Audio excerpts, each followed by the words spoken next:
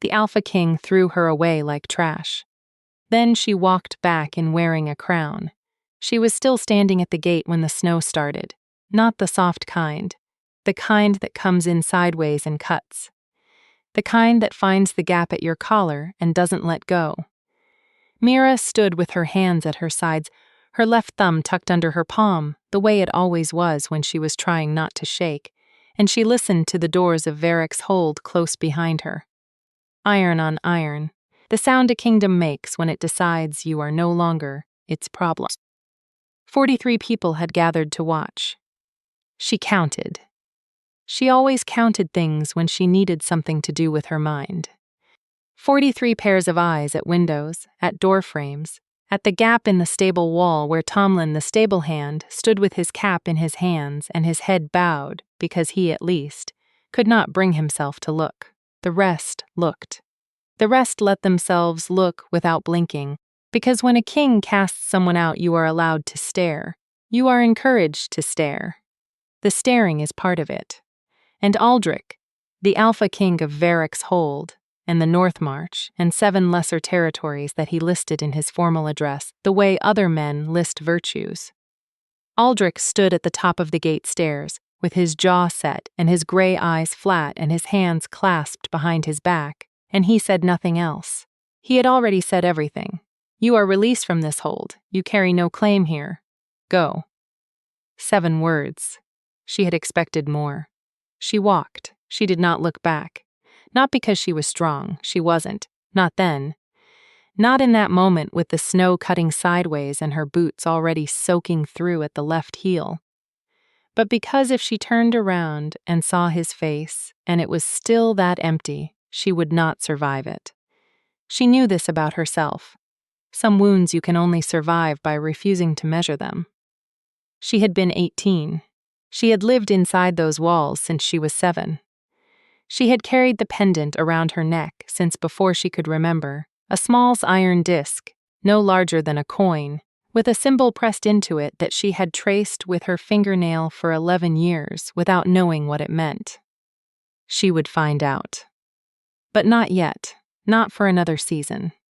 This story starts with the ending, because the ending is the only place that makes the beginning make sense. Let me take you back. The summer before the casting out.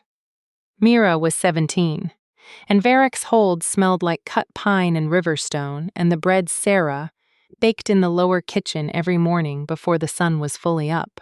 Sarah, who was the hold's cook, and had a streak of white through her left eyebrow like a scar from a lightning bolt. Who never called Mira Omega, or Little Nobody, or any of the other things the senior pack members did, who just handed her a heel of bread and said, "Eat, you look like a thought someone almost had. An Omega in a wolf pack is not nothing. People will tell you otherwise. People will build entire systems to tell you otherwise. But an Omega in a wolf pack is not nothing. They carry a frequency the others cannot. A low hum in the pack bond that stabilizes the whole, the way a single thread in a tapestry holds the tension for all the others. You do not notice it until it's gone.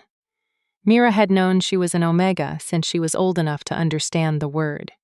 She had also known, without being told, that in Varric's hold, knowing your place and staying in it were the price of staying at all. She stayed. She learned the accounts. She helped Sarah in the kitchens. She kept a journal of the hold's trading routes in the small cabinet under her cot, not because anyone asked her to, but because the maps gave her a feeling she couldn't name. Something like recognition. Like a word in a language you've never studied that you nonetheless understand. She did not know, then, that she was reading maps of territory that was already hers by blood. She did not know a lot of things, then. What she knew was this. The night of the late summer gathering, when the Allied packs came to Varric's hold for the treaty renewal, and the fire was built high in the courtyard, and the wine came out in the good clay pitchers that only appeared 3 times a year. That night, something shifted. She felt it before she understood it. A pull, a gravity, the way a compass needle stops being a piece of metal and becomes a direction. She looked across the courtyard. He was already looking at her. Aldrich, 22, Alpha King for 4 years since his father's death. He had a jaw that looked like it had been decided upon rather than grown, and gray eyes so pale they were nearly colorless in low light, and a scar that bisected his left eyebrow, a real one, not Sarah's lightning white, but a thin line of old violence that most people's eyes slid past, because looking at the Alpha King's face directly was something most people couldn't sustain for long. Mira sustained it. She didn't mean to. She just forgot to stop. He crossed the courtyard. He didn't walk the way men walk when they're performing authority. He walked the way men walk when they've forgotten anyone is watching. He stopped 3 feet from her, and he said nothing for a moment that lasted longer than it should have. "You keep the accounts," he said. "Yes, the eastern route is wrong, has been for 2 quarters. She felt her chin come up. "I know. The bridge toll at Calder's Crossing changed in the spring. I've noted it 3 times in the margin and no one's updated the main ledger." Something moved in his face, not quite a smile. "Show me." She did not flutter.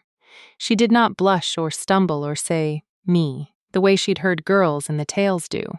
She just turned and led him to the accounts room, and for the next hour, they sat side by side over the ledgers while the party went on without them, and she showed him exactly where the records had been wrong, and why, and he listened. Really listened. He asked questions. He challenged 2 of her corrections and was right about one of them and wrong about the other. And when she pointed out where he was wrong, he was quiet for a moment and then said, "Yes, you're right." She was not used to being told she was right. The bond spark, the first tremor of a fated mate recognition, happened somewhere between the 3rd ledger page and the moment he reached past her to point at a figure, and his hand brushed her wrist. It was not romantic. It was not soft. It was a jolt, like touching a door latch in winter. They both pulled back. They both looked at the place where they'd touched. They both did not mention it. He left before she could speak. She sat with her heart going sideways in her chest and her thumb tucked under her palm, counting her own heartbeats until they slowed. 41, 42, 43. That was the beginning of it. The beginning of the 7 months that would end at the gate in the snow. He didn't seek her out again for 2 weeks. When he did, it was at the accounts room again. Same time. No announcement. He simply appeared in the doorway and said, "The toll at Farron's Ford. Show me." And she showed him. And it happened again, 3 weeks after that, and again, each time a little longer. Each time the space between them shrinking by some increment neither of them named. Here is something about fated mate bonds that the songs never quite capture. The recognition is mutual, but the choice is not automatic. The bond says, "Here, what you do with. Here, that's still yours." A thread does not pull itself into a knot. Aldrich was pulling back. She could feel it. Not from her, or not only from her, but from something inside himself. He would lean in, then recalibrate. He would begin to say something and stop. She noticed the way his jaw tightened when he caught her scent, cedar smoke and cold water. That's what she smelled to a wolf, always had. She'd been told it once by a pack scout who'd been drunk enough to say it aloud. Cedar smoke and cold water. Aldrich caught that scent and held himself still like a man at the edge of something he did not trust. She thought it was her rank. She thought he was fighting the shame of a king bonded to an omega from an unknown bloodline with no pack name and no history. Beyond a hold be placed in at 7 by a woman she barely remembered. She was wrong. She was not wrong about the fighting, only about what he was fighting. There is information you are holding right now that Mira did not have yet. Hold it. It changes everything. The pack knew something was happening. Packs always know. The senior wolves, Cassell, the hold second, with his wide-set shoulders and the habit of picking at the ring on his left hand when he was calculating. Cassell watched with the patience of a man who had decided to wait and see which way a storm turned before committing to shelter. The younger wolves whispered, The women who had competed quietly for the Alpha King's regard went quiet in a different way, and Rena, the hold's head tracker, amber-eyed and lean, and so still when she stood still, that birds sometimes landed on the fence post beside her. Rena watched Mira with an expression that Mira consistently misread as contempt. It was not contempt, but she didn't know that yet either. For 7 months, nothing was said. For 7 months, they circled and did not circle, approached and retreated, and the bond grew between them the way a river grows under winter ice. Invisible, irresistible, building pressure against everything holding it back. Then came the full moon of early spring and the pack assembly, and Aldrich standing in the great hall with the stone hearth at his back, and the assembled wolves of Varex hold before him, and Mira in her place at the accounts table to the left, and Castle stepping forward, and the thing Castle said, "My king." The pack requires clarity on the matter of succession and bonding. There is a question that has been circulating. Silence. The good fire and pine resin smell of the great hall turned somehow close. Aldrich said nothing. He was looking at the middle distance. "The Omega," Castle said. "Just that. The Omega." Mira kept her eyes on the ledger in front of her. Her thumb went under her palm. "There is no matter to clarify," Aldrich said. His voice was level, flat as February ice. "My king." I said there is no matter. Castle picked at his ring. Once, twice. Then the pack rests easy. It should have ended there. Mira should have been able to breathe again. Instead, Aldrich turned and looked at her directly for the first time since she'd entered the room, and his eyes were the pale gray of a sky about to do something, and she thought she saw something cross his face. Not coldness, not contempt, something that looked almost like grief. And then he looked away, and she thought, I have misread this. I have misread all of it. She hadn't. But she was about to. The casting out came 6 days later. It was not the gradual kind. It was not a slow humiliation stretched over weeks. It was all at once, the way bone breaks. One moment intact, the next not. He called her to the gate himself. Not to his study, not to the great hall. The gate, which told her everything she needed to know about what kind of statement this was going to be before he said a word. The 43 people had gathered. They always know. A pack always knows. He stood at the top of the stairs and he looked at her, and his face was a wall. "You are released from this hold," he said. "You carry no claim here." She looked at him. She waited. She genuinely thought, that he would say something else, that there would be a reason, that he would give her something to carry out with her besides the cold. "Go," he said. So she went, and the snow came in sideways and the iron doors closed, and 43 pairs of eyes watched her walk north on the road toward nothing. She walked for 3 days. The first day she did not think about anything. This was survival. The mind has a mercy function, and hers engaged it fully. She put one boot in front of the other, and watched the road, and counted her steps, and did not allow the question, why, to form completely before she broke it apart. The second day her left boot failed entirely at the heel, and she stuffed it with lichen from a roadside stone, and this was so absurdly practical that she almost laughed. Almost. The third day, near sundown, she smelled wood smoke from the east and followed it because she was cold enough that she'd stopped being afraid of what wood smoke might mean, and she came over a ridge and found herself looking down at a valley she had no name for, with torches lit along a stone wall and a gate that was standing open, and 2 wolves in patrol leathers who saw her, and did not lower their spears, but did not raise them either. One of them, a young woman with close-cropped hair and a jaw that jutted slightly to the left, as though it had been broken once and set in a hurry, called up to someone on the wall. The person on the wall looked down. Mira looked up. The person on the wall was a man, middle-aged, with a silver braid over one shoulder and the kind of face that has been outdoors for 50 years and settled into the weather. He looked at her for a long moment. Then he said something she didn't catch to the woman beside him on the wall, and he came down. His name, she would learn, was Corvain.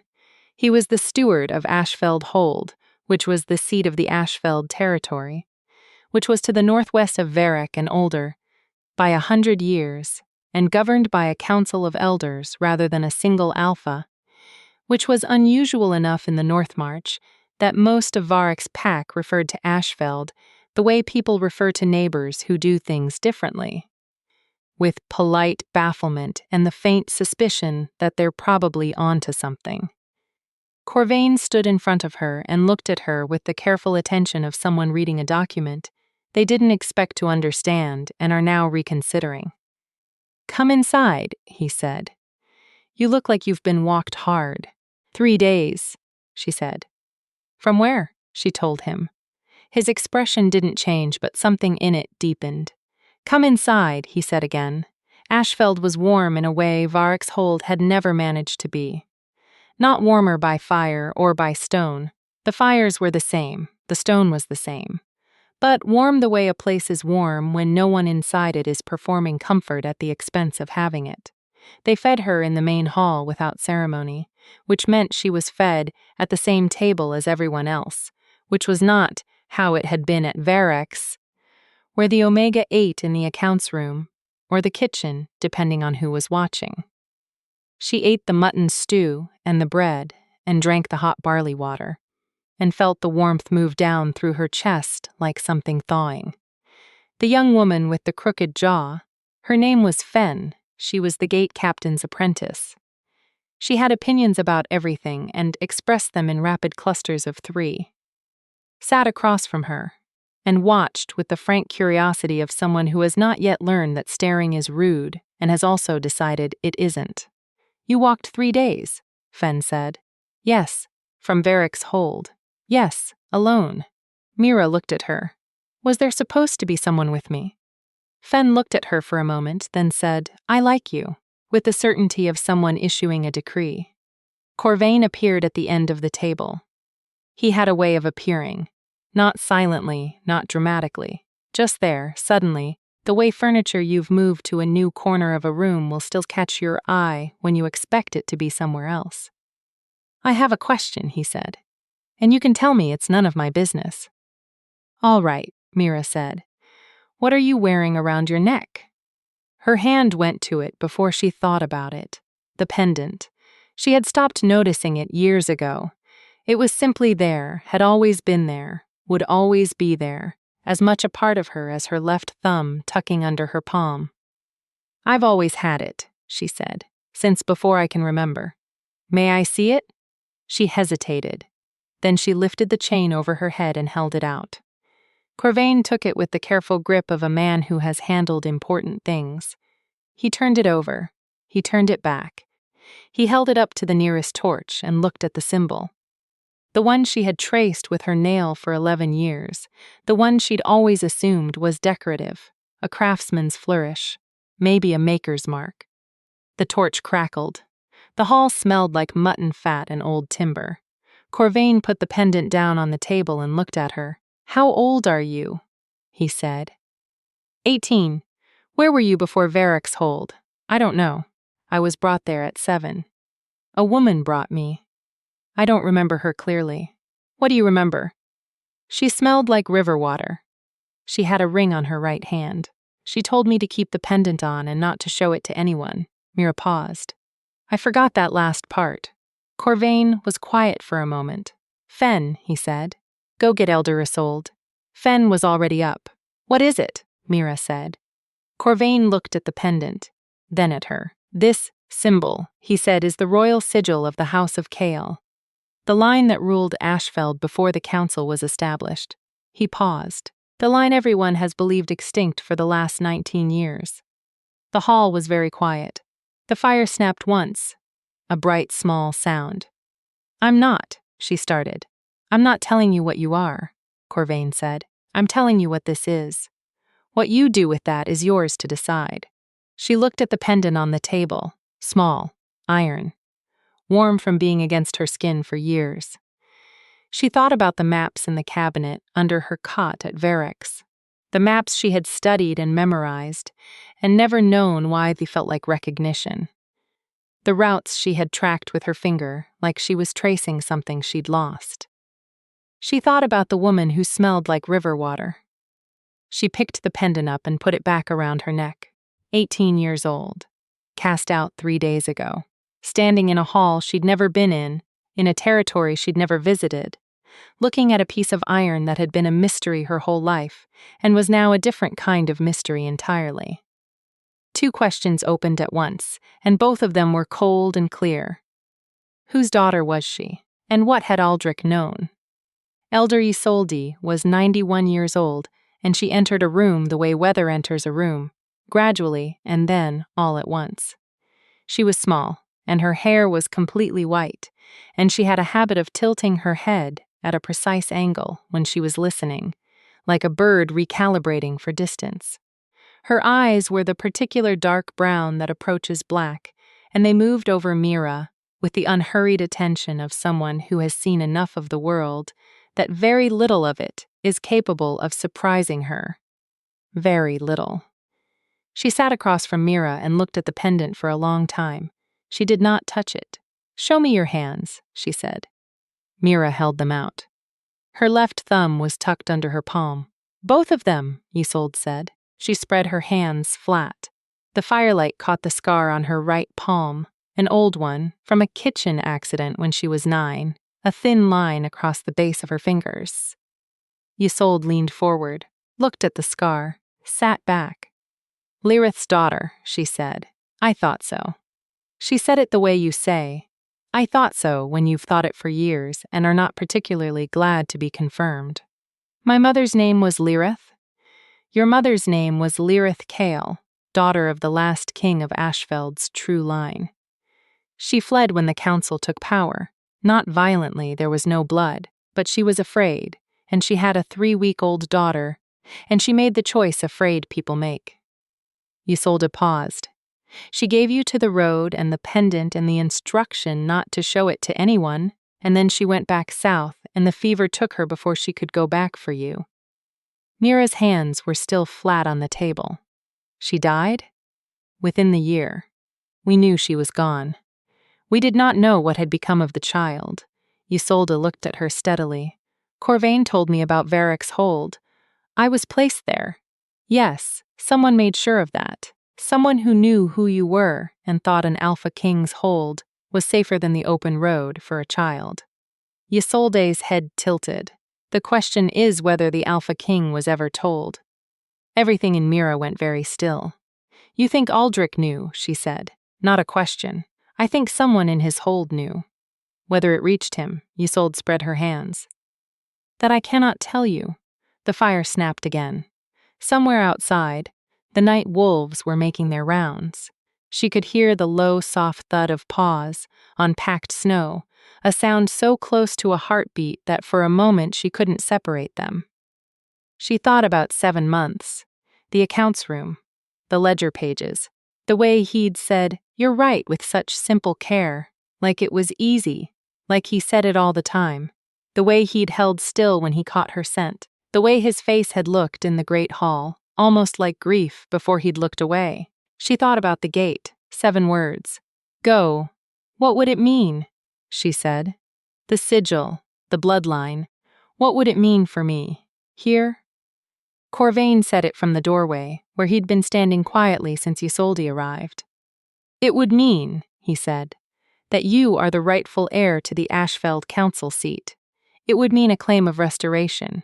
It would mean," he paused, "it would mean a crown, if you wanted it." Mira looked at the pendant. She thought about 43 pairs of eyes. She thought about the snow going sideways, and the iron doors, and the sound a kingdom makes when it decides you are no longer its problem. "Tell me," she said quietly, "what I would need to do." The season that followed was the most demanding of her life, and also the most clarifying, in the way extreme cold is clarifying. It removes everything that was only approximately warm and leaves you with what is actually true. Ashfeld's council was cautious. Cautious was not the same as unwilling. They had held the territory for 19 years without a throne line, and had done well enough. But there were factions. There are always factions, who held to the old order and had been waiting. Mira's arrival was not a miracle to them. It was a test. It was going to be a test for as long as she would tolerate it, and possibly longer. She tolerated it by working. This she knew how to do. She learned the Ashfeld territory the way she had learned the Varick accounts. Completely, from the inside out, with the maps she now understood, she'd been reading like muscle memory for years. She learned the names of the pack lines. She learned the old Kale customs that the council had preserved even without a throne to center them on. The particular way the fire was built for an assembly and the particular words said over it. The small iron pendants hammered in the old forge that she now understood she had been wearing all her life. She learned the histories. She sat with Isolde in the evenings after the day's work was done, and let the old woman tell her stories the way you let someone bandage a wound. It stings, but you hold still. Fen appointed herself Mira's unofficial companion, which meant she appeared wherever Mira was, said exactly what she thought at all times, and occasionally provided information that was technically classified by the simple method of forgetting to not tell it. Mira found this, to her own surprise, a relief. Honesty at volume was easier to navigate than the quiet calculations of Varick's hold. The Varick Treaty comes up for renewal at the Winter Assembly, Fen said one evening, around the 47th day. They were sharpening tools in the gatehouse because Fen sharpened tools when she was thinking, and Mira had found she did not mind the rhythm of it, the dry rasp of stone on iron. Ashfeld's been renegotiating it for 3 years. The council wants different terms on the eastern corridor. Mira kept her eyes on the whetstone. Who represents Varick? The king himself. Always has. Fen picked at a burr on the blade edge. He comes in person or not at all is what Corvain says. It's a point of pride. When? Mira said. First thaw. About 2 months. The tool in Mira's hand was still. She could feel the cold of the gatehouse stone through the flagging. A deep cold. The kind that has lived in the rock for 100 years. 2 months. She set the tool down. She looked at Fen. What would happen? She said carefully. If the Ashfeld seat was formally occupied before the treaty assembly. Fen's jaw jutted. She was thinking. Council would have to change the negotiating position. If there's a restoration, the treaty terms change. Ashfeld's claim on the eastern corridor is stronger under the old Kale Compact than it is under the current council agreement. Stronger how much? Significantly. Fen paused. It would also mean Aldrich was sitting across the table from. She stopped. Looked at Mira, something crossed her face. Oh, she said. Yes, Mira said. You're going to do it on purpose. I'm going to accept my rightful seat because it is my rightful seat, Mira said. And because this territory deserves its proper line restored, and because I am tired of being someone who has been misplaced. She picked the tool back up. And if the timing means Aldrich Varick has to look me in the eye across a treaty table and explain himself, then that is what the timing means. Fen said nothing for a moment. Then, I like you so much. The restoration ceremony happened at the Winter's Depth, 20 days before the assembly. Mira stood in the Ashfeld Great Hall in front of the fire built in the old way, and Isolde placed the crown, iron, not gold, in the Kale tradition, worked into a ring of interlocked roots and set with a single piece of river stone, on her head, and the assembled pack of Ashfeld raised their voices together in a sound that was not applause and not howl, but something between, something that moved through the soles of her feet and up through her chest, like the first note of a song she had known before she knew language. She stood very still. She kept her thumb pressed flat against her palm, but not tucked under, not hidden, flat against. 43 people had watched her walk out of Varick's hold in the snow. 86 were in this hall. She counted them. She always counted. There is something you should know. Something that happened at Varick's hold in the days after Mira left. Something that Mira did not know, and would not know until the treaty table, and which I am going to tell you now, so that you carry it into the next part of this story the way Mira was not allowed to.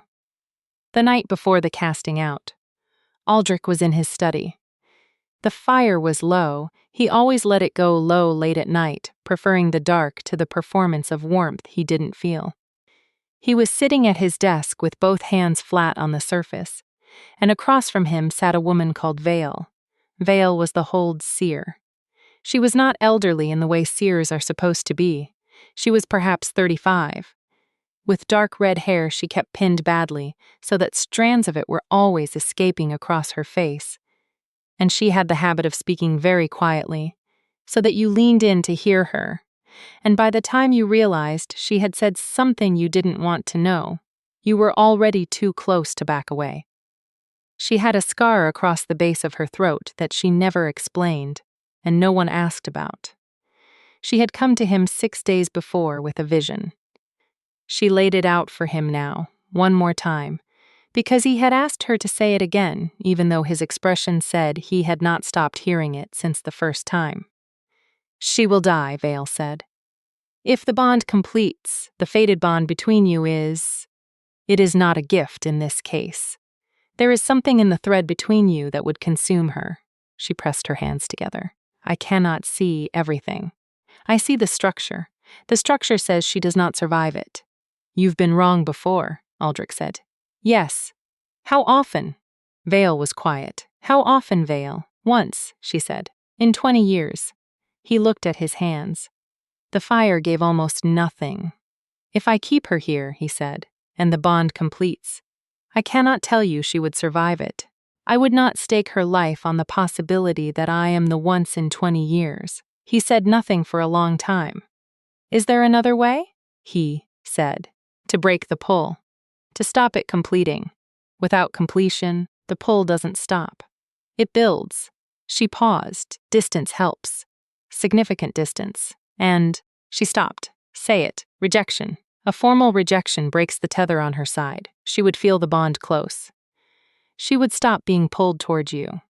Vale looked at him without apology.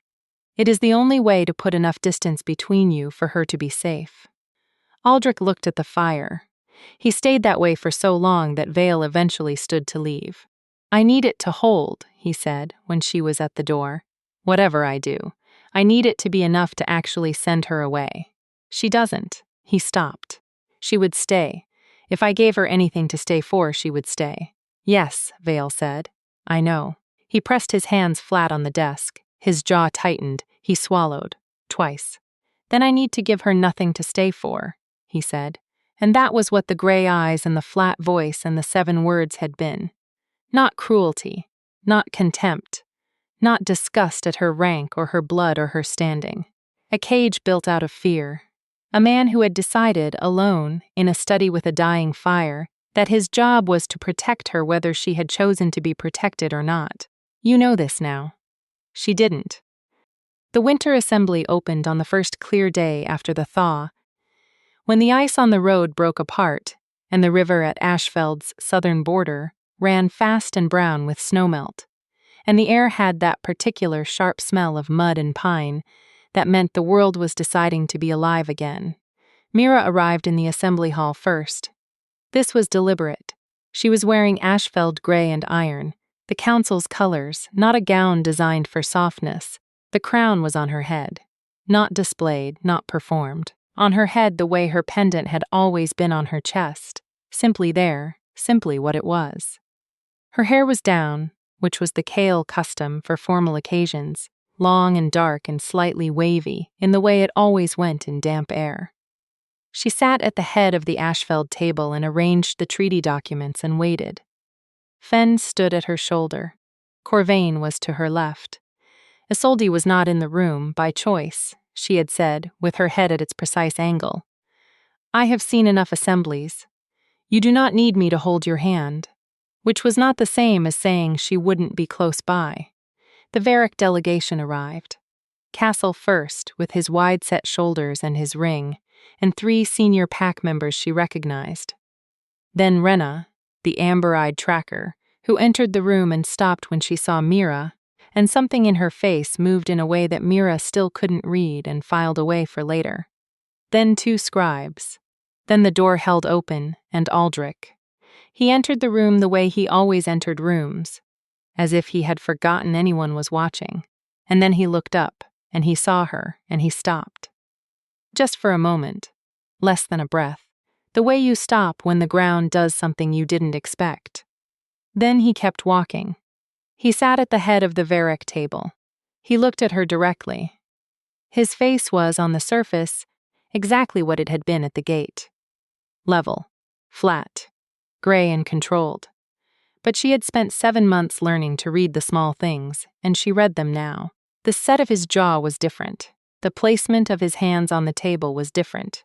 They were flat, pressed down, the way a man presses down when he is holding himself in place.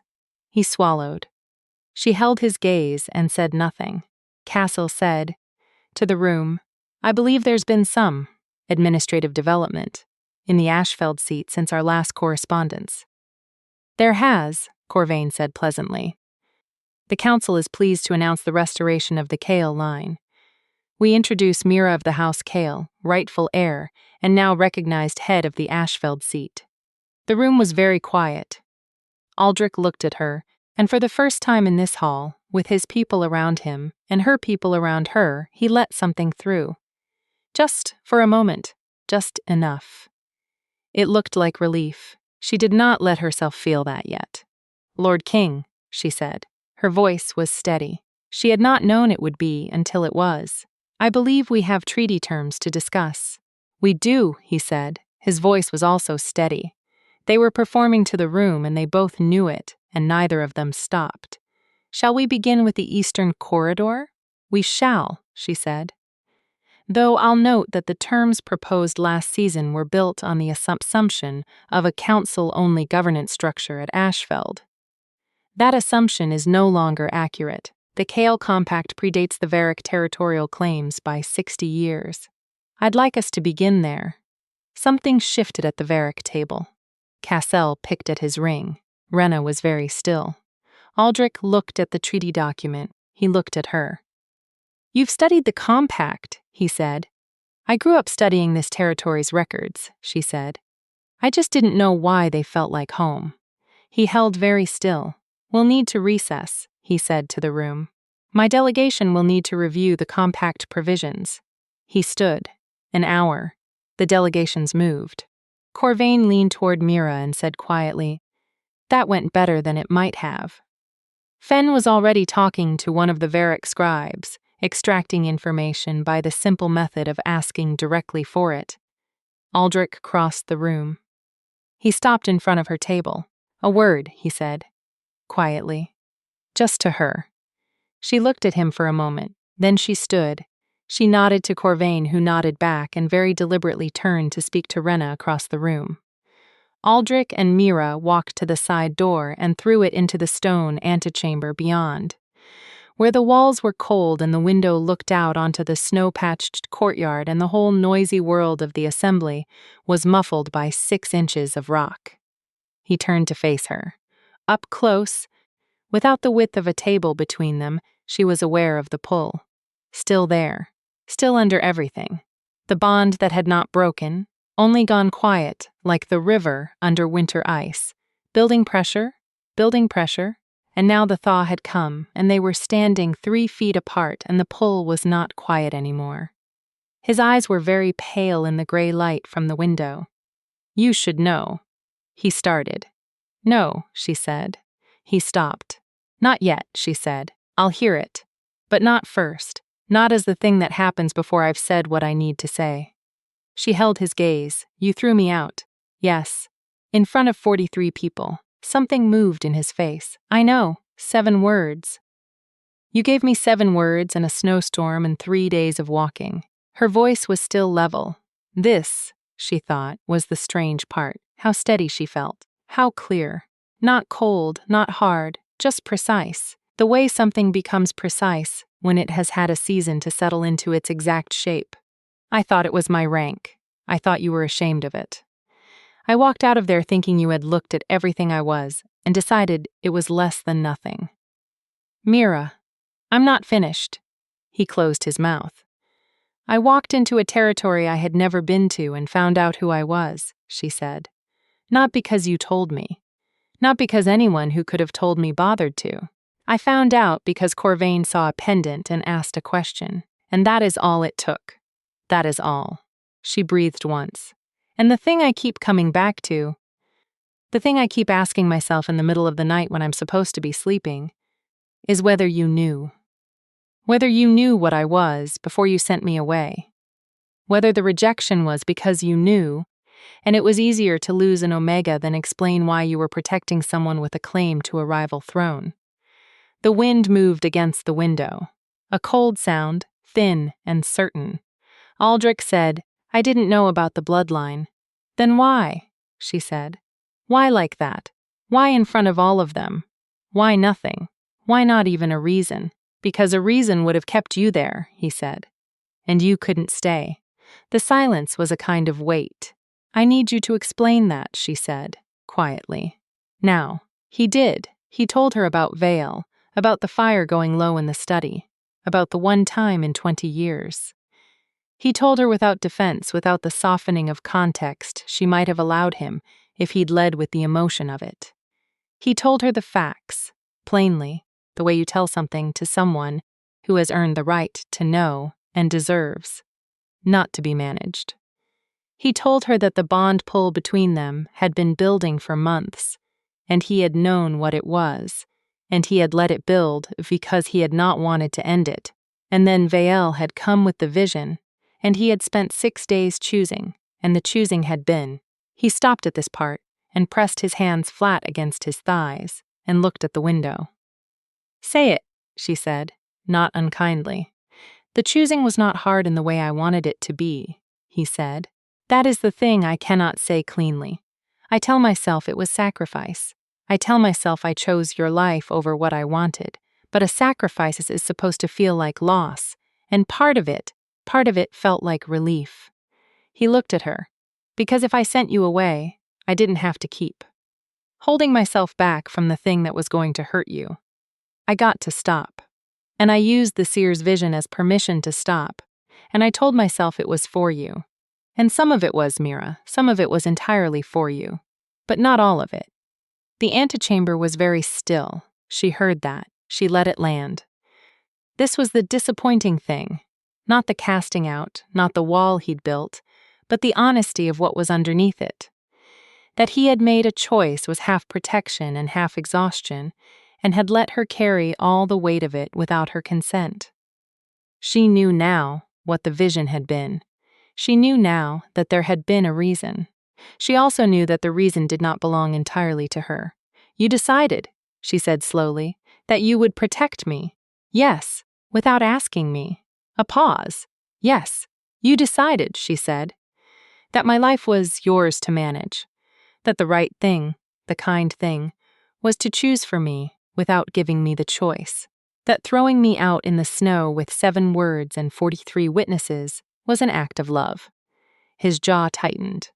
When you say it that way, that is the way it is, she said. The vision might have been right. The intention might have been real. And none of that changes what it felt like to be given nothing. To be let go of like something disposable, without being asked if I'd rather know the danger and choose it myself. He said nothing. I might have chosen the bond anyway, she said. I might have said, I know the risk. I know what Vale saw, and I choose it. I might have said that, or I might not. But it was supposed to be mine to say. Her voice was very even. You took that from me. And I need you to understand that before anything else happens in this room. The wind moved again. Somewhere beyond the wall, the assembly was starting to stir. Voices, the sound of something being set down on a table. Aldrich looked at her. I understand, he said. Say what you understand, she said. Not as an echo. Say what you actually understand. He was quiet for a moment, then, I made myself the authority on what you could survive. I didn't ask because I was afraid you'd say yes. And I let you believe you were nothing, because it was easier than telling you that you were the reason I was afraid. He swallowed. I am sorry. For all of it. For the specific shape of all of it. The gate, the witnesses, The nothing I gave you to carry out with you. I am sorry. She looked at him for a long time. She looked at the scar through his eyebrow, the pale gray eyes, the hands pressed flat against his thighs.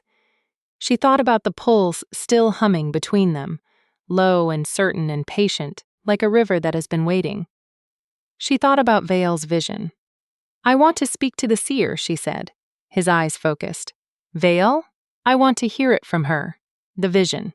What it said, exactly, not through you. I want to understand what the risk is and whether there's been any change in what she sees. She tilted her head slightly, and then I want to make a decision. Mira, my decision, she said. Mine. Not a decision I make because you already made one and it's done. A decision I make with full information, as a woman who is standing in front of you freely, who is not going to be put in a snowfield and told to walk north without being consulted. She held his gaze. Can you give me that? He said yes, not as a concession, not as relief, as someone's accepting a condition they had earned and knew it. Good, she said. Then we go back to the treaty table, and we negotiate, and afterward, she paused. Afterward we talk. She turned toward the door. Mira, he said. She stopped, did not turn. The crown, he said. It suits you. She was quiet for a moment. I know, she said, and she opened the door. The afternoon session was the kind of work she was built for. This was the thing about Mira that Varick's hold had missed entirely, had not even thought to look for. She was not built for soft rooms and accommodation. She was built for precision, for the careful application of documented fact against entrenched position, for the slow and patient work of knowing more than the other person expects you to know, and using it not as a weapon but as a correction. She had spent 11 years learning the accounts of a hold that didn't understand she was studying it. She had spent a season learning the history of a territory that turned out to have been hers all along. She knew the Eastern Corridor compact provisions by heart. She knew them better than Cassell's Varick delegation had them, which became apparent within 20 minutes and produced an expression on Castle's face that she might have enjoyed if she'd been paying enough attention to enjoy things. She was not paying attention to Cassell. She was paying attention to the treaty. Aldrich said very little during the session. He watched.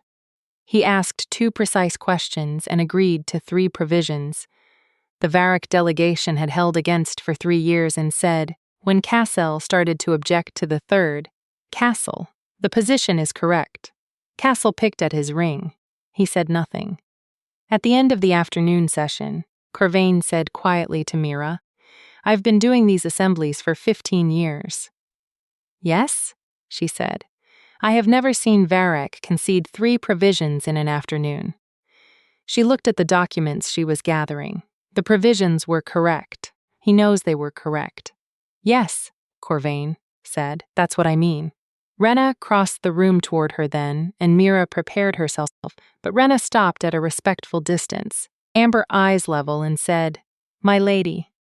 Quietly, I owe you something. I watched you at Varick's hold, and I knew. I suspected who you might be, from your scent, and from certain records the hold keeps that I am not supposed to have access to and do. She kept her gaze steady. I did not say anything. I did not say anything for 7 months. I am asking your pardon. Mira looked at her for a long moment. Why didn't you? She said. Rena's jaw tightened slightly. I was afraid of what it would mean. If you were who I thought you were, and the king knew. She stopped. I was afraid of what he might do, and I was afraid of what he might not do. I chose to wait and see. She pressed her hands together. I know that was wrong. Yes, Mira said, simply. It was. Rena nodded once. She did not make excuses. This, at least, Mira could work with. Come find me tomorrow morning, Mira said. We'll talk. Something in Rena's posture shifted. Not relief, something more careful than relief. An acknowledgement. The evening after the assembly, Vale arrived at Ashfeld.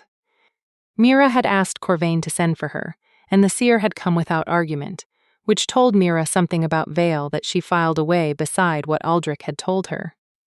She was not what Mira had expected. No old woman, no robes, no ceremony. Just the dark red hair escaping its pins, and the quiet voice and the scar at her throat, and the particular way she had of making you lean in. They sat in the small council room by the fire. Aldrich was there because Mira had said he could be. "Tell me the vision," Mira said.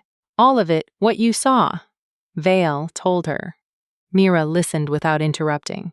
The vision had been specific in some ways and general in others, as visions tend to be. She had seen a completed bond. She had seen it as a burning. The bond thread between them not stable but consuming, the way some fires burn clean and others simply burn everything. She had seen Mira's life thread thin and go dark. "How certain?" Mira said. "In what I saw, completely certain," Vale said. "What I cannot tell you is how much of what I see is fixed and how much is probability." She pressed her hands together. "I have been wrong once. I told you that because you asked and I owed you the truth of my record. Once in 20 years, Mira said. "Yes." "What changed, that time? Why were you wrong?" Vale was quiet for a long moment. The person in the vision made a choice I did not anticipate, a choice I did not think was available to them. She looked at Mira steadily. "I cannot tell you what choices are available to you. I can only tell you what I saw." Mira looked at the fire. The smell of the room was old wood and tallow candle and the faint iron cold of the crowns, still on her head, that she had almost stopped noticing. "You said the thread burned," she said. "What does the thread look like now?" Vale looked at the space between Mira and Aldrich. She was quiet for a long time. "Different," she said finally. Aldrich, who had been still this whole time, said, "Different how?" "The structure has changed." Vale pressed her fingertips together. "I don't." She stopped, which was clearly unusual for her. "I don't know if it's because of what happened, the rejection. Whether the thread was altered by the breaking, or by the season apart, or by—" She paused. "Or by you," she said to Mira, "by what you became." Mira turned this over. The thread had changed, because she had changed. Because being thrown out in the snow with 7 words, and a broken boot, and 3 days of road had changed her, and a season in Ashfeld learning who she was had changed her, and standing up in the great hall with the iron crown and the fire built in the old way had changed her. And none of that would have happened if she had stayed. She held this thought at a careful distance. "Not yet. Not a comfort yet. Can you read it now?" she said. "What you see in it?" "I see risk," Vale said. "I do not see certainty. I see," she looked at Mira again, "I see a thread that is yours to hold or release. I could not have said that 6 months ago." Aldrich's hands were pressed flat on the table. He swallowed, twice. Mira watched the fire. She thought about what it had felt like. Those 7 months.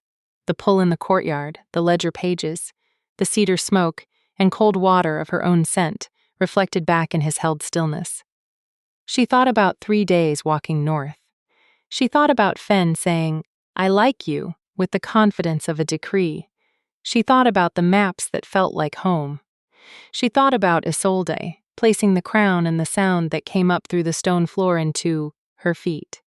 She thought about the question she'd asked herself since the gate. Had he wanted her? Not as an omega, not as a bond pull, not as a problem to be solved. Had he wanted her, the woman who argued with him about ledgers and was right and knew it, who walked 3 days in a broken boot rather than fall down, who sat across a treaty table and took back 60 years of territorial claims in an afternoon? She turned to look at him. He was already looking at her. "I'm not ready to answer the question of the bond," she said. "I want you to understand that. This is not the ending of a story where the love resolves everything and we walk into a future that someone else has already decided. I am going to go back to Ashfeld. I am going to govern my territory. I am going to hold the Eastern Corridor and the Kale Compact and every single provision I negotiated today, and I am going to do all of that as myself, not as someone's resolution." "I know," he said. "And then," she said more quietly, "at some point when I have decided that I want to, not because a bond is pulling me and not because someone chose for me, I am going to come back to this question. The seer can watch the thread. We can watch it together. And when the risk is something I understand and have chosen to accept. Or not, he said. Or not to accept. Or not, she agreed. That will also be mine to decide. He was quiet, then. Yes. She stood. She gathered the treaty documents. She looked at him one last time. You should know, she said. 43 people watched you send me away. 86 people watched Isolde put this crown on my head. She let him have the weight of that. I counted. She walked to the door. She stopped with her hand on the frame. Aldrich, she said. Yes. The Eastern Corridor terms stand, she said. Don't let Cassel try to revisit them in the morning. Something moved in his face. Not quite a smile. Closer than anything she'd seen before. He won't, he said. Cassel did try in the morning. She heard about it secondhand from Fenn, who had heard about it directly from Rena, who had been in the room. He had raised the third provision, the one Aldrich had conceded over objection, and suggested that on reflection the terms were generous perhaps, too generous, given the unclear nature of the succession at Ashfeld. And Aldrich had said, the succession at Ashfeld is not unclear. Sit down. Cassel had sat down. Fenn delivered this report with visible satisfaction and then said, he also, and I was not supposed to hear this. I was just nearby. He also told Cassel that if the delegation's behavior toward the Ashfeld seat was anything other than fully respectful, he would be reviewing Cassel's position. Mira looked at the window. Outside, the thaw was continuing, the sound of water running free, the bright flat light of sun on wet stone. That's his to manage, she said. Yes, Fenn said. I'm just reporting. You're just enjoying it. I'm reporting and enjoying it, Fenn said. Those aren't mutually exclusive. Mira looked out the window. The eastern road ran long and pale through the valley, the road that led back to Varick's Hold, the same road she'd walked 3 days in the other direction, with a broken boot, and 43 witnesses in her memory. She thought about Aldrich saying, sit down. She thought about what it would have cost him, a year ago, to concede a provision, to say, you're right, in a room full of people who expected him only to be obeyed. She thought about what it had cost him to stand at that gate with a flat face and flat words and give her nothing. She thought, and this was the part she had been setting aside, carefully, until she had the standing and the crown and the treaty and the ground beneath her feet. She thought that she was furious. She was not yet ready to not be furious. She might be furious for a long time, and she was entitled to every day of it, because fury was not the opposite of understanding. She understood why he had done it. She even, in a cold, precise corner of herself, understood the half of it that was exhaustion rather than sacrifice. And she was still furious, because he had decided. In a room, alone, with a dying fire and a seer's word that he had not questioned nearly hard enough. He had decided, and he had not asked. And the thing you do not do when you love someone, when you say this person's life matters to me past my own fear, is decide for them, is stand at a gate with 43 witnesses and 7 words and let them walk into the snow believing they were nothing. The fury was clean. She held it the way you hold a coal, with respect for what it was. It would not always be this hot. She knew that. Things settle. They did not always settle into forgiveness, but they settled. She was 18 and she had months ahead of her to find out which shape this particular thing settled into. For now, she let herself be furious. She let herself stand in the light from the window in Ashfeld, in her territory, with her crown and her treaty and her people, and be furious at exactly the right temperature. 2 months after the assembly, a letter arrived from Varick's Hold. It was written in Aldrich's hand. She recognized the weight of it before she opened it, the particular way he pressed the pen that she had observed across 7 months of ledger pages. She recognized it, and her chest did the thing it was going to do, and she let it do that, and then she sat down and opened the letter. It was short. The provisions hold. Cassell will be moving to the Eastern Station in the spring. His choice, as far as that goes. Rena sends her continued regards and asks to be remembered to Fen, who, I gather, has been corresponding with her. I am informed this is already known to you. I am also informed by Vale that the thread is steady. Her word. She says steady. I do not know what to do with that word except to pass it to you as given. I am not writing to ask anything of you. I want to be clear about that. I am writing because it has become apparent to me that silence was my worst error, worse than the gate, worse than the words, worse than any single thing I did or did not do. The silence was where I made you carry everything alone. I do not want to continue that. This is not a letter that requires an answer. It is a letter that says, I see you. I see what you built. I see what it cost you to walk out of here and build it. I was wrong to make that choice for you. I was wrong in the way that mattered most. Not strategically, not politically, but as the person who was supposed to regard you as someone capable of choosing her own life. You were capable. You always were. I was afraid of it. That is all. I hope Ashfeld Spring is good to you. She read it twice. Looked at the window. The spring was good. The snowmelt had filled the river past its banks by 2 feet, and they were already planning the new irrigation channels, and Fen had opinions about all of them. Isolde was teaching her the old Kale histories in the evenings, though teaching was perhaps too soft a word for what Isolde did. Isolde interrogated, and Mira answered, and if the answer was wrong, Isolde made a sound that communicated the exact dimension of the wrongness without requiring words. She folded the letter. She did not answer it for 3 weeks. Not as punishment, not as strategy. As the simple fact that she had things to do, and the letter required a kind of attention she was not ready to give it yet. When she wrote back, it was also short.